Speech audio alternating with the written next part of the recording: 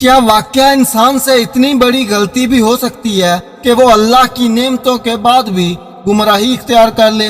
اور اگر انسان سے بہت بڑا گناہ ہو جائے تو کیا توبہ کا دروازہ پھر بھی کھلا رہتا ہے؟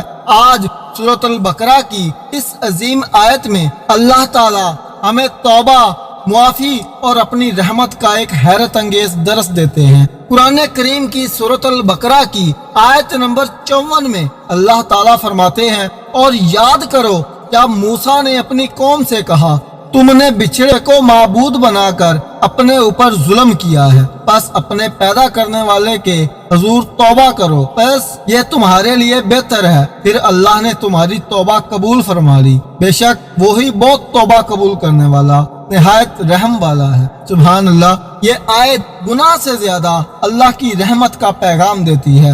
بنی اسرائیل نے ایک بہت بڑی غلطی کی، انہوں نے اللہ کی واضح نعمتیں دیکھنے کے باوجود بچھڑے کی عبادت شروع کر دی، لیکن جب انہیں اپنی غلطی کا احساس ہوا اور انہوں نے سچی توبہ کی تو اللہ تعالیٰ نے انہیں معاف فرما دیا۔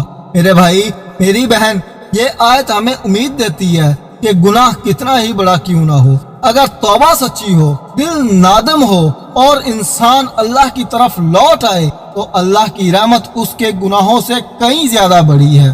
شیطان انسان کو گناہ کے بعد مایوس کرتا ہے، لیکن اللہ تعالیٰ مایوسی نہیں سکھاتے، وہ توبہ سکھاتے ہیں، واپسی کا راستہ سکھاتے ہیں اور امید دیتے ہیں۔ میرے بھائی، میری بہن، اگر زندگی میں غلطیاں ہوئی ہیں، اگر گناہوں کا بوجھ دل پر ہے تو یاد رکھیں اللہ کا دروازہ آج بھی کھلا ہے، کیونکہ وہ التواب ہے اور وہ الرحیم ہے۔ جو سچے دل سے لوٹ آئے اللہ اسے خالی نہیں لوٹاتا۔ اے اللہ، ہماری تمام چھوٹی بڑی خطاؤں کو معاف فرما، ہمیں سچی توبہ نصیب فرما اور ہمیں اپنی رحمت سے کبھی محروم نہ فرما۔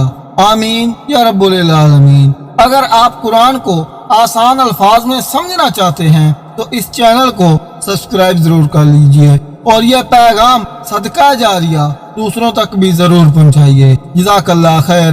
السلام علیکم ورحمۃ اللہ وبرکاتہ۔